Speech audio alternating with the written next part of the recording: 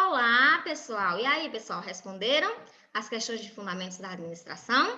Vamos lá, pessoal, para a correção? Ver se vocês acertaram todas as questões. Eu acredito que sim, vocês são alunos bem empenhados, dedicados. Com certeza vocês acertaram todas as questões, ou pelo menos a maioria deles. Mas caso você não tenha acertado, não fique triste. É através dos nossos erros que a gente aprende e da próxima vez, com certeza, você já vai ter um maior preparo para que acerte todas as questões. Vamos lá fazer nossa correção? Compartilhando aqui a tela. Bom, acerca do texto Organizações e Teorias da Administração, vamos estar respondendo as questões a seguir. Aqui nós temos algumas afirmativas que nós vamos analisar se são corretas ou erradas. Bom, a afirmativa 1 aqui já está gabaritada, né? Mas vamos analisar, né? Primeira, Frederick Taylor, ele se preocupou com a aplicação de métodos de pesquisa para a melhor maneira de se trabalhar. Sim, pessoal, isso mesmo. Correta essa questão aí, ele se preocupou com métodos, fosse métodos voltados à padronização, como a questão dos tempos em movimentos, tudo isso que o Taylor fez foi trabalhando para que houvesse menos desperdício e uma melhor produtividade. Henry Ford, autoridade burocrática é a base da organização moderna. Não, pessoal, quem se preocupou com a autoridade burocrática foi o Max Weber. Não foi o Ford. O Ford ele se preocupou com o processo de produção através da linha de montagem, desculpa, gente. Através dessa linha de montagem foi que ele desenvolveu e ele percebeu que seria mais prático e rápido o processo produtivo. Henry Fayol, trabalho, processo em produto, através da linha de montagem passada através do trabalhador. Bom, pessoal, não é isso não. Fayol, ele se preocupou com a especialização dos funcionários, ele se preocupou com essa questão da estrutura, com o planejamento, com a organização, com a coordenação, controle, enfim, ele não se preocupou com relação a esse produto através da produção através da linha de montagem. Quem se preocupou com a produção através da linha de montagem, como eu já falei anteriormente, foi o Henry Ford. Max Weber, especialização do trabalhador. Não, pessoal, quem se preocupou com a especialização do trabalhador foram outros teóricos, não o Weber. O Weber, ele se preocupou com a autoridade burocrática. Para ele, as organizações deveriam ter normas e padrões a serem seguidos. Assim, se otimizaria o trabalho e seria mais eficaz e eficiente. Então, percebemos que somente a primeira alternativa é a que está correta. Vamos para a segunda questão. Com relação à abordagem clássica, vamos analisar aqui e ver qual é a correta e a errada. Primeiro, o surgimento da abordagem clássica da administração é devido à hierarquia da Igreja Católica? Não, pessoal. Eu não vou dizer que na administração em si nós tenhamos sofrido influências da Igreja Católica em certos momentos na hora de produzir a hierarquização, bem como a gente também teve influências do sistema militar, de como trabalhavam os faraós no Egito, da China também, mas isso são apenas influências, não são motivos pelos quais vai surgir uma determinada abordagem em si. E a abordagem clássica, ela surgiu através da Revolução Industrial, porque com o advento da Revolução Industrial, os trabalhos estavam totalmente desorganizados, o pessoal estava perdendo muito na produção, tá? E ali eles estavam trabalhando com base no achismo.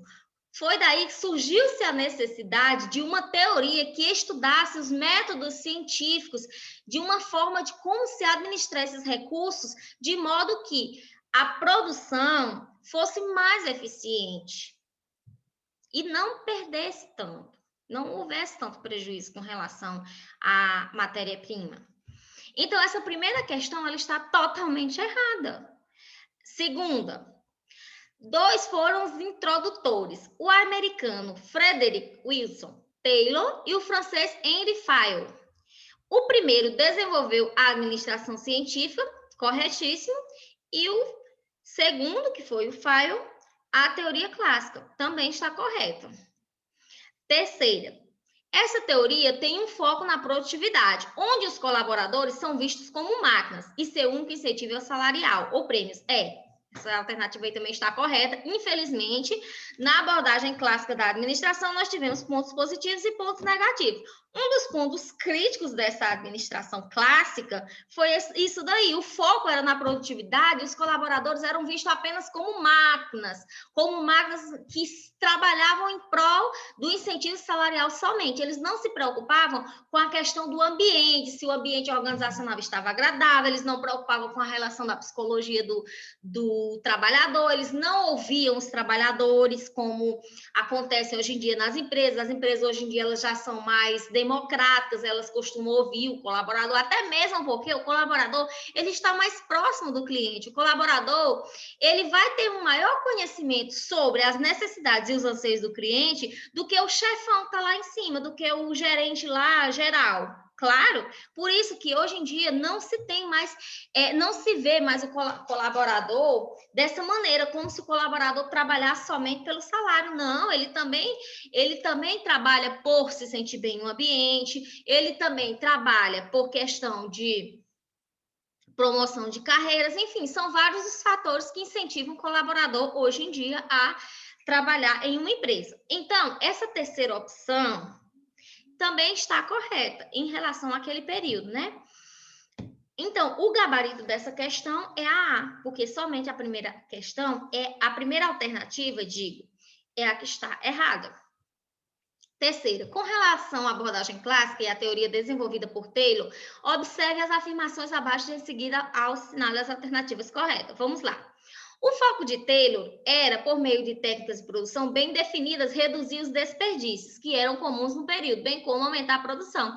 Isso mesmo, justamente por isso surgiu a abordagem clássica da administração, porque naquela época eles estavam trabalhando desordenadamente, com base em achismos, e eles não tinham uma ciência em si que mostrasse formas de trabalho eficientes e eficazes. Por isso que o Taylor ele desenvolveu a abordagem clássica, onde ele trouxe técnicas de produção bem definidas para que assim pudesse reduzir esses desperdícios.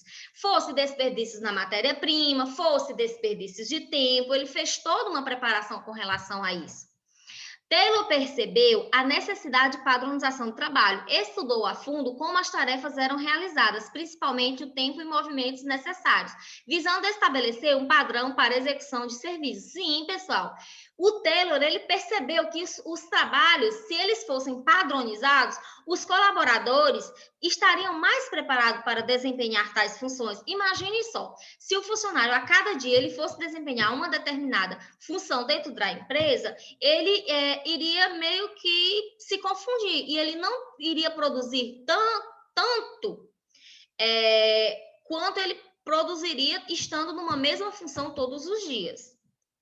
Então, o Taylor, ele tinha essa visão, esse tipo de visão. E aí, ele padronizou o trabalho para que essas tarefas fossem realizadas e que não se perdessem tempos na hora de estar produzindo determinadas tarefas. Terceira, visando sempre a melhoria da eficiência e execução das tarefas, Taylor fundamentou sua teoria em alguns elementos, cargos e tarefas, corretíssimo. Incentivo por produção, sim, existia sim um incentivo por produção, quanto mais o pessoal produzia, mais eles recebiam. Homem econômico também, locais de trabalho, sim, padronização e supervisão, sim. Então, todas essas alternativas estão corretas. O que é o gabarito? É a letra C. Então, pessoal, só recapitulando, o gabarito da primeira questão é a letra A, o gabarito da segunda questão também é a letra A, e o gabarito da terceira questão é a letra C. Abraços, fiquem com Deus e até a nossa próxima aula.